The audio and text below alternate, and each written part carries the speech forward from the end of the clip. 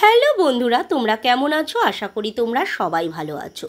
প্রীতির রান্নার হেসেলে সবাইকে স্বাগত জানাই। আজকে রান্নার রেসিপি নিয়ে আবারও চলে এসেছি। আজকে রান্নার রেসিপি হচ্ছে পাঁচমিশালি একটা তরকারি রেসিপি। আশা করি রান্নার রেসিপিটা সকলের ভালো লাগবে। যদি সবার ভালো লাগে লাইক, শেয়ার, কমেন্ট করতে ভুলো না। এখনও আমার চ্যানেলটাকে যারা সাবস্ক্রাইব করোনি, প্লিজ আমার চ্যানেলটাকে সাবস্ক্রাইব করে দিও। এইভাবেই পাশে থাকার অনুরোধ রইল। চলো দেখে নিই রান্নাটা কিভাবে আমি তৈরি করব। প্রথমে আমি এখানে বেগুন নিয়ে নিয়েছি, তারপর কেটে রাখা ঝিঙে, তারপর আলু, তারপর কুমড়ো আর পটল আর সিদ্ধ করে রাখা সয়াবিন।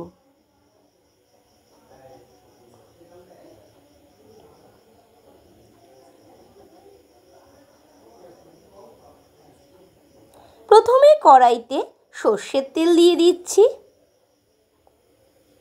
সর্ষের তেলটা কিন্তু আমার গরম হয়ে গেছে। এরপর দিয়ে দিচ্ছি দুটো শুকনো লঙ্কা, একটা তেজপাতা, 5 ফোড়ন দিয়ে তারপর দিয়ে দিচ্ছি আলুগুলো, কেটে রাখা আলুগুলো।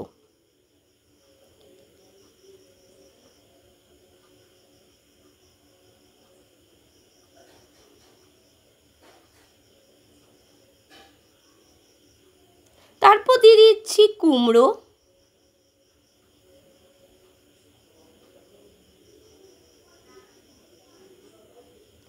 তারপরে দিয়ে দিচ্ছি পটলগুলো,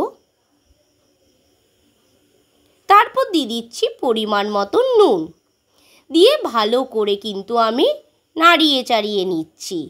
এটা রুটির সাথে, পরোটার সাথে, ভাতের সাথে খুবই কিন্তু ভালো লাগবে খেতে। তারপর দিয়ে দিচ্ছি পরিমাণ মতন সয়াবিন দিয়ে ভালো করে আমি নাড়িয়ে নিচ্ছি।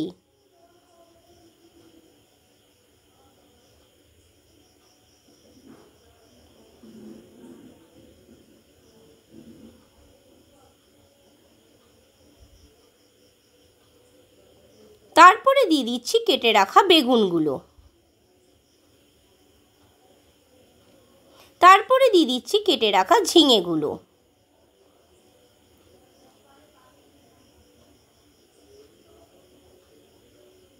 দিয়ে ভালো করে কিন্তু আমি নাড়িয়ে নিচ্ছি। দিয়ে আমি এটা আবার 10 মিনিটের জন্য ঢাকনা চাপা দিয়ে দিচ্ছি।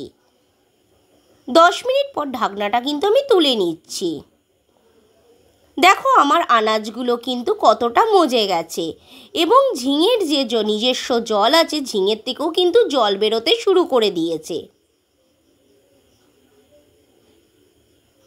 তারপরে দিয়ে দিচ্ছি গ্রেট করে রাখা আদা কুচি, তারপরে দিয়ে দিচ্ছি 3টে কাঁচা লঙ্কা, তারপরে দিয়ে দিচ্ছি পরিমাণ মতন হলুদ গুঁড়ো, পরিমাণ মতন ভাজা জিরের গুঁড়ো, তারপর দিয়ে দিচ্ছি পরিমাণ মতন ধনের গুঁড়ো, তারপর একটু দিয়ে দিচ্ছি কাশ্মীরি লঙ্কার গুঁড়ো দিয়ে ভালো করে নাড়িয়ে নিচ্ছি। এই তরকারিতে কিন্তু আমি কোনো জলের ব্যবহার করব না।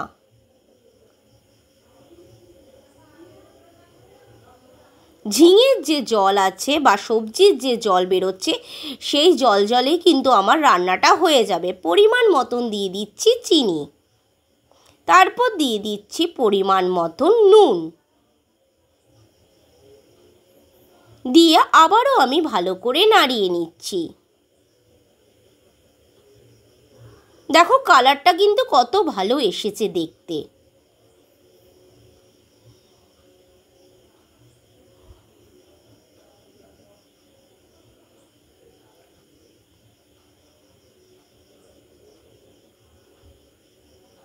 এবার আবারও 10 মিনিটের জন্য আমি ঢাকনা চাপা দিয়ে দিচ্ছি। 10 মিনিট পর দেখো আমি এটা কিন্তু ফিরে এসেছি। আবার ঢাকনাটা কিন্তু তুলে নিচ্ছি। দেখো রান্নাটা কিন্তু আমার প্রায় তৈরি হয়ে গেছে। আর এই সবজিটা কিন্তু গামাখা হবে। সকালে ব্রেকফাস্ট হোক আর রাতে ডিনার হোক, রুটির সাথে কিন্তু সবজিটা পুরো জমে যাবে। রান্নাটা আমার রেডি হয়ে গেছে। এবার গ্যাসের ওভেনটা আমি অফ করে দিচ্ছি। তোমাদের কেমন লাগলো অবশ্যই কিন্তু কমেন্টে জানাতে ভুলো না কিন্তু বন্ধুরা।